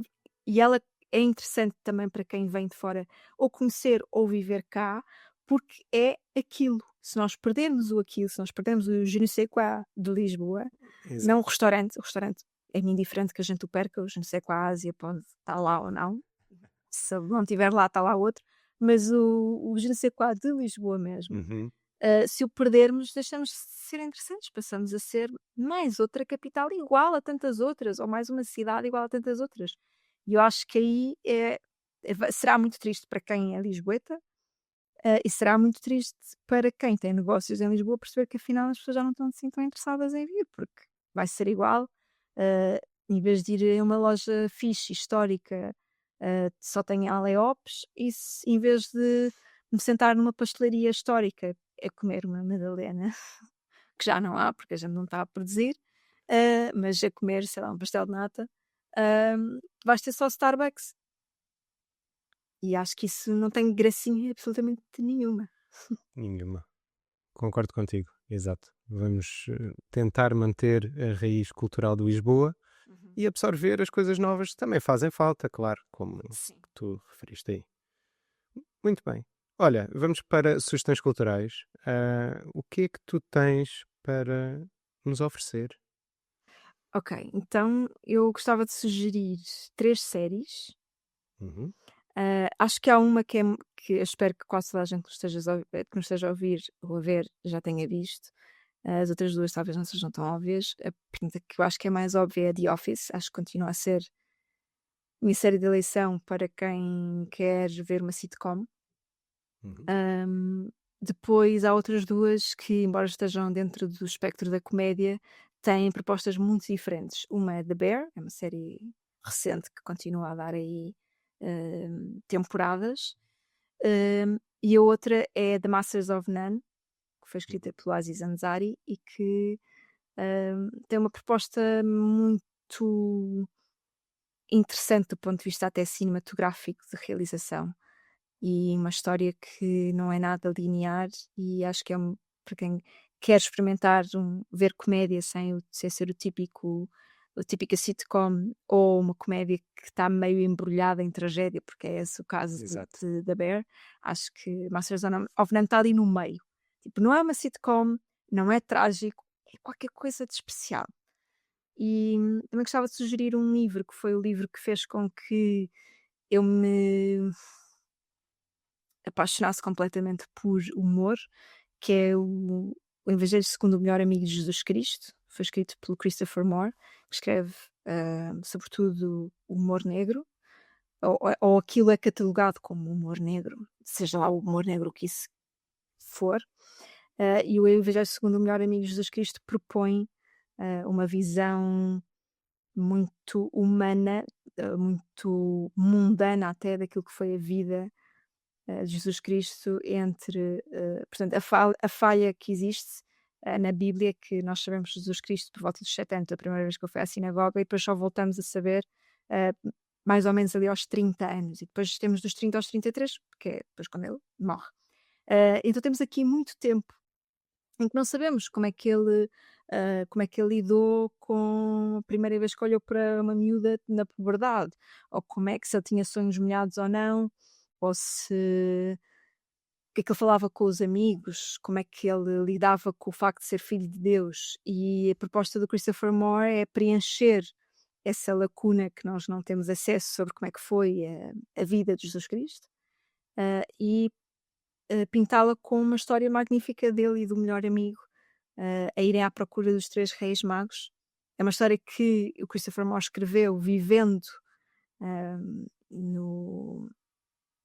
no no território onde Jesus Cristo teria andado para ir à procura dos 3 reis magos. Ele mudou-se para lá durante aquele período e pinta muito bem a história, que é obviamente uma proposta de ficção, mas que não deixa de ser, hum, para além de ser muito humorística, não deixa de ser muito filosófica também. E ainda por cima, eu agora estou a começar a fazer um teste de piadas, baseadas em, religião, hum, e foi um exercício. Quando eu dei por mim pensei: isto vem, eu já me inspirei sobre este tema, eu já li sobre este tema, sobre, imaginar o que é que teria sido, como é que ele teria sido, como é que foi, como é que não foi, e brincar um bocadinho com uma personagem que é tão global, e desconstruí-la de alguma forma, mantendo dentro do possível o respeito por quem tem fé. Não é nada disso que se põe em causa, e acho que ele também não o faz no livro dele, mas foi sem dúvida o autor e o livro, depois li muita coisa dele, mas foi o livro que fez com que eu me apaixonasse por humor e por esta forma de perceber que o humor também pode ser um exercício filosófico. No fim do dia, não é? Um livro que é bastante humorístico acabou por ser, para mim, muito filosófico. Hum, Pronto, são estas as minhas sugestões culturais. Uhum. Yeah, gostei muito. Pronto, eu conhecia os 3 primeiros que tu disseste, e inclusive eu já vi alguns. Não conhecia o livro, portanto fiquei extremamente interessado, principalmente porque tem essa abordagem mais filosófica que eu também acho que é interessante. Portanto, vou explorar isso. Portanto, já ganhei alguma coisa. Portanto, muito obrigado. Fixe. Agora, eu não sei se as pessoas vão ganhar com as minhas sugestões culturais, mas eu tenho-as na mesma. E eu vou começar por aquela que é mais ok e moderada delas todas, que é um filme de 1967 que se chama The Producers, extremamente famoso, porque isto foi para a Broadway, entretanto, e continuam a ser feitas peças na Broadway. E eu acho que foi o que catapultou o Mel Brooks para o sucesso. E o filme tem também o Gene Wilder, que é, pronto, era um ator extraordinário, ou pelo menos eu sou grande fã. Portanto, é interessante, como eu disse, comédia não, mas depois há 1001 referências a comédia. Mas eu acho que, outra vez, eu acho que a minha cena com a comédia é mais a questão, como eu estava a dizer, de rir. Eu tenho dificuldade de rir e isso tem mais a ver com a minha espontaneidade, que não existe. Um, e porque de resto eu gosto de comédia, vamos lá, consigo apreciar comédia num ensaio, num cinema, ou seja o que for. E pronto, eu acho o filme extraordinário, acho o filme extremamente bem escrito e as interpretações são fantásticas ao longo do filme inteiro e tem uma história completamente ridícula. Eu não vou spoiler ninguém, vão ver por favor. Há uma versão de 2000 e poucos com o Matthew Broderick. Não vejam por favor, vão ver a versão original de 1967 por favor, e não se assustem com 67 ser, oh meu Deus, isso foi há tantos anos que o filme vai ser super antiquado. Não, o filme continua a ser extremamente moderno, está muito bem filmado, não parece assim tão antigo, portanto, vejam. E a minha outra recomendação, e é se calhar das poucas coisas que me consegue pôr a rir, e isto é completamente idiota, é um filme de 1980 e chama-se Airplane. Um, é, é uma, eu não sei descrever, mas são piadas muito básicas e piadas muito feitas com trocadilhos situacionais de coisas que estão a acontecer e que alguém pega a palavra de uma forma e diz de outra forma. Um, e, e não sei, eu não sei bem explicar o filme. O filme é sobre passageiros que estão num avião e de repente o piloto tem um problema com aquilo que comeu e não consegue conduzir mais o avião e entretanto um idiota simplório basicamente vai conduzir o avião e tenta aterrar o avião em segurança, mas tudo o que se passa naquele avião é completamente aleatório ao segundo. Há várias pessoas famosas nesse filme, vários cameos de pessoas que eram famosas nos anos 70, inícios de 80. E não sei, é uma idiotice pegada de filme, é muito hostil, lá está, é muito hostil de Mel Brooks também, portanto, Ok. muito aqui em comum, apesar de não ser de Mel Brooks, é muito na onda das piadas de Mel Brooks, que tem aquelas piadas muito básicas, mas depois ao mesmo tempo tem aquelas piadas com texto, em que pega numa palavra que pode ser usada para dois sentidos e ele diz sempre o sentido oposto das situações, portanto, isso é uma coisa muito recorrente nesse filme. E pronto, e são estas as duas sugestões que eu tenho. Eu só não recomendo isto é uma cena impressionante. Eu sou fã de uma pessoa de stand-up comedy. Uma pessoa. E é o Gerard Carmichael, mas eu acho que é uma coisa um bocadinho diferente, porque ele faz muita introspeção pessoal e aquilo é muita terapia ali. É mais terapia pessoal do que propriamente piadas de punchlines e tenta fazer piadas. Ele faz piadas com ele próprio sobre a vida dele, sobre coisas muito pessoais, e ao mesmo tempo que está a fazer terapia com o público. E eu acho aquilo fascinante. Outra vez, também não é uma coisa que eu ria muito, mas é uma coisa que eu sou capaz de ouvir falar durante 2 horas e estar ali super interessado. Ok. Mas eu já o recomendei num outro episódio, portanto não posso recomendar neste. Mas estou curiosa, mesmo quando eras mais novo, mais criança até, não havia nada que te fizesse rir, Ah, de forma assim espontânea, como estavas a dizer? eu acho. Há coisas. As coisas às vezes mais básicas e simples fazem-me rir. E eu sempre gostei mais do humor negro e humor britânico, como tu referiste aí. Sempre foi aquele humor um bocadinho mais. Essa piada foi realmente boa. Que me fazia rir. Mas eu acho, um bocado de dificuldades no geral em. ah, não é exteriorizar emoções, porque se eu exteriorizá-las verbalmente para mim é muito fácil, mas exteriorizá-las a nível de, por exemplo, quando me Visceral, oferecem algo. talvez. Exato, exatamente. Por exemplo, eu lembro-me de 2 momentos da minha vida onde eu senti euforia cá para fora, do tipo reagir mesmo do uau, fantástico, tipo, porque de resto, sei lá, podemos ganhar a luta contra os planetas extraterrestres todos, que a minha reação é fixe, ainda bem, nice. Ok. Está a ver? E isso vem desde criança, portanto, eu acho que é isso que falta, porque eu comédia sempre gostei. Aliás, eu tenho esta particularidade muito interessante que é ah, os meus 2 livros têm comédia, Ok. são livros que têm muita comédia escrita, e eu tenho 3 filmes feitos em parceria com mais um amigo meu que são comédia. Portanto, yeah, Mas sabes que os comediantes dizem muito que temos alguma dificuldade em. Somos mau público, porque nós normalmente não temos facilidade em rir de uma gargalhada, porque às vezes estamos tipo, estou a perceber o que é que fizeste aqui, estou a perceber onde é que subverteste o texto, estou a perceber onde é que foste buscar esta punchline. Então estamos sempre mais atentos, cara, como um músico quando vai a um concerto está a ouvir e a decifrar quase os acordes ou os arranjos. Um comediante se cá está a ver comédia dessa perspectiva. Quando um comediante ri, acho que assim, alto, é por 2 motivos. Ou porque um colega se está a espalhar ao comprido e é inevitável estarmos tipo, bem, que espalhanço, tipo, esta foi completamente ao lado, ou é mesmo uma pessoa que, ou porque se destaca muito numa determinada noite, ou porque também existem alguns comediantes que são um bocadinho mais eufóricos nas reações. Eu sou um bocadinho mais eufórica, acho que apesar de comediante e apesar de perceber muitas vezes que estou nesse registro, tipo, deixa-me ver o que estás a fazer com o teu texto, consigo, se tiver vontade de rir, não tenho esse prurido em pensar, ui, não vou, contente lá que não rias muito alto. Mas lembro-me de ser miúda e de rir com o Raul Solnado, e hoje em dia ainda com o Herman, com os Gato Fedorento, com os Monty Python, hum, e então estava curiosa para perceber se, hum, para ti tinhas tido alguma referência quando eras mais miúdo que te fizesse rir muito à gargalhada ou tu achasses muita piada? não, que eu achasse piada sim, e rir à gargalhada é sempre muito difícil. Se bem que tu tocaste aí no Camilo e eu não posso agora deixar passar o Camilo e Filho e fazer aqui um elogio gigantesco ao Nuno Melo, que eu acho que foi dos melhores atores portugueses que Portugal teve nos últimos não sei quantos anos. Eu acho que o Nuno Melo é o Nicolas Cage português, honestamente.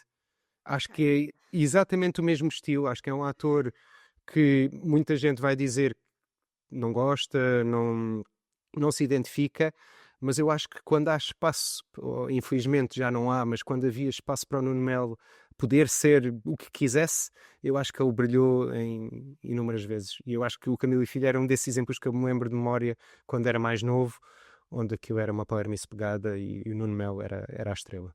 Sim, eu lembro também de crescer muito com o Sai de Baixo, e que era uma coisa, uma espécie de sitcom ao vivo brasileira, hum, e que acho que quando depois surgiu, há coisa de 15 anos, para aí, a Porta dos Fundos, foi um bálsamo outra vez receber aquilo e reaproximar-me também do humor brasileiro, foi fixe. Hum. Hum, Já agora, porque apesar de tudo, acabam por ser sugestões culturais, se me permitir, vou acrescentar aqui duas coisas. Uma, eh, bem, uma até já tinha referido, que era o espetáculo do Diogo do Luís Franco Bastos. Não se assustem, acho que ninguém vai se sentir mal só de ver aquilo no YouTube. Um, o texto é bom, acho que ao vivo para algumas pessoas foi intenso, mas foi intenso de bom. Uh, Uhum. há outra então que é o Limbo, do Guilherme Duarte, acho que também está disponível no YouTube. Um, e também há aqui uma perspectiva interessante de entre o céu e o inferno, é o limbo, não é? Um, e provavelmente quando este episódio sair, não sabemos, vamos nos rir ou não, os dois, quando isto sair, se de facto já está ou não à venda, ou disponível, ou em sala, ou se cá já estreou, já passou, não fazemos ideia. Eu vou estar aí com uma peça que até fala sobre algumas coisas que nós falámos aqui hoje. Portanto, se tiverem interesse em ver uma peça de teatro que mistura tragédia e comédia, e que tem bastante, olha, até tem bastante terapia pelo meio. Há um abrir muito profundo da nossa alma, das duas pessoas que escreveram a peça. Pesquisem, hum, a testar. Se já está há alguma coisa a testar no meu Instagram, de certeza, bilhetes ou cartaz ou alguma coisa. Portanto, pesquisem se tiverem interesse. É a minha última sugestão cultural. Já agora, já que aqui enviam menos vendo bilhetes para mim, Exato, exato. e se quiserem ver stand-up, eu tenho todas as últimas sextas-feiras do mês, acho que é assim. Espero não estar errada. De qualquer forma, existe sempre um cartaz que confirma as datas num espaço que se chama o Com Calma Comedy Club. Estamos Uhum. sempre por lá. E temos também um clube de escrita de humor. Para quem quiser experimentar mais do que escrever piadas, tentar escrever humor, tentar falar sobre esses temas e criarmos um sentido de comunidade também dentro da malta que faz humor. Haver um bocadinho mais de sentido de grupo e de comunidade, porque acho que durante um tempo alimentou-se a ideia de que o humorista era um solitário. E eu acho que não tem que ser, acho que é sempre mais giro criarmos coisas em conjunto e acho que chegamos sempre mais longe se formos em conjunto. Um, e acho que tem sido uma experiência positiva, portanto, também está tudo por lá. Pesquisem, vão encontrar todas as informações. Tudo ao Instagram, tudo à internet. E eu prometo que não passe este episódio depois da tua última noite de espetáculo, só mesmo para estragar tudo. Eu prometo que passe antes para, Vamos para, tentar. para as pessoas Vamos tentar. conseguirem. Vamos ver se o timing sai ali antes. Sim, sim. Liliana, muito obrigado pela tua presença Obrigada, aqui. João. Muito obrigado por tudo o que partilhaste. Foi muito especial e muito útil. Também gostei muito da E- nossa conversa. Ótimo. E pronto, e até à próxima. Até à próxima. Obrigada.